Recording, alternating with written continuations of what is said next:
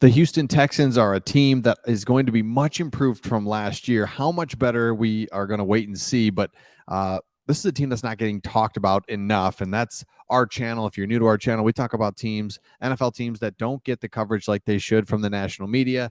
Texans are one of those.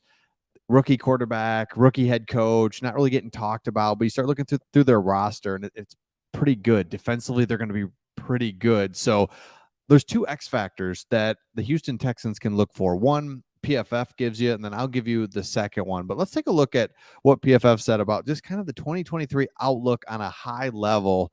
And there's some good things in here, but there's also some things I just don't agree with when it comes to the Texans. I think they're going to be better than what PFF thinks. So PFF says the biggest strength in 2023 will be the secondary.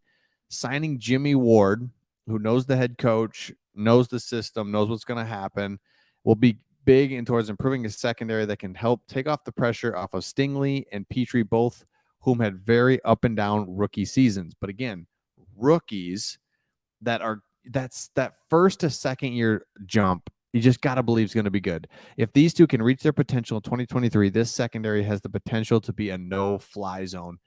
Absolutely. The secondary is going to be good. Defensive line is improved. Linebackers will be good with the coach and the ability to do the things that you want to do defensively coming from the 49ers. So the secondary should be the biggest strength. I agree with that. Biggest weakness in 2023, wide receivers. After trading away Brandon Cooks, there's a lot of question marks at wide receiver. Agree with that. The Texans made some moves acquiring depth pieces, Robert Woods, Noah Brown, Tank Dell, and Xavier Hutchinson, but they lack any top-end talent to help rookie C.J. Stroud. You look at their wide receivers, Nico Collins, Robert Wood, John Michie. Nico Collins, we've talked about this on this channel, is the guy that has to break out. We are Detroit Lions fans. We're up here in Michigan, so we know we've watched Nico Collins. He is a really good wide receiver. In college, didn't have a quarterback. Michigan was still kind of run heavy at the time, and they had a ton of wide receivers, which was weird. I don't know why they were so deep at wide receiver. So he just didn't put out these monster numbers. Had terrible quarterback play. Goes to the Texans, same thing. Not good quarterback play. Look for Nico Collins to break out. He is he's my X factor. We'll get to PFF's X factor in just a second, but Nico Collins is my X factor. If he can play well, you've got the quarterback that's, again, a rookie and is only going to improve. DP, wide receiver. If you can get a high-end, top-end wide receiver in Nico Collins, that would be really huge. Okay, next one. Let's look at PFF's X factor. Stingley Jr. Absolutely just makes sense. They talked about it up here. If he can be the player that they need, all of a sudden the defense is good. I mean, it's just really good. You've got secondary because we've seen offenses evolve. They want to throw the ball. And when you can stop that or make it hard, now they got to run. Now it's a whole different dynamic. But if you're out there, you can't stop anybody throwing the ball. Oh my gosh. I mean, it's brutal. So Stingley is definitely the X factor. And it says Stingley had a tough rookie season, but cornerbacks typically take some time to adjust to the NFL.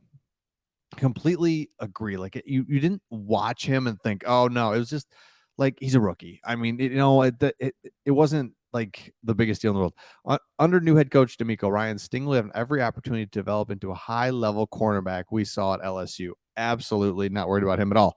Now, because remember, you've got Will Anderson, who this is interesting because PFF explains exactly two things here. The Texans gave up a fortune to trade up to number 3 to draft him. For good reason, though. The next best edge rusher on the Texans is Jerry Hughes, who is 35 this upcoming season. This DeMeco Ryans comes from 49ers, where he's got Bosa. He knows just a defensive line. You got to have it. You just got to have it. So he starts like, we're going to go get Will Anderson right now and make this happen. So yes, rookie to watch Will Anderson because he's got to be good. He's got to have some impact right out of the gates. We saw that. That is definitely possible. Aiden Hutchinson up here in Detroit, very good. Played well. You could just see it right away, like a Bosa. Yep, this is going to be good, and this is going to work. He's going to be a great defensive end for a long time to come. Got to see it. Next one, over under 5.5 wins. They say under.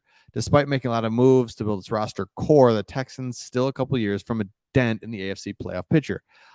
5.5 wins. Man, I feel like this team can get 7 wins like all day long.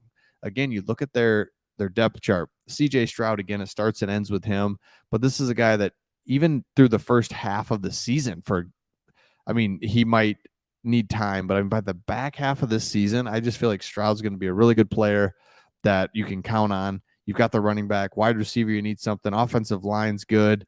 Defensive line's much improved. Linebackers, Stingley, the whole thing, right? So I think I don't buy the 5.5 wins. Let me know your thoughts in the comments. I think, hey, we don't need to talk about them going to the playoffs or maybe even you don't have to talk about that, but I think they can get 6 wins. 6 wins would put them above. So I say the over. Let me know your thoughts in the comments on that. Oh, right here you can see the projected starting lineup.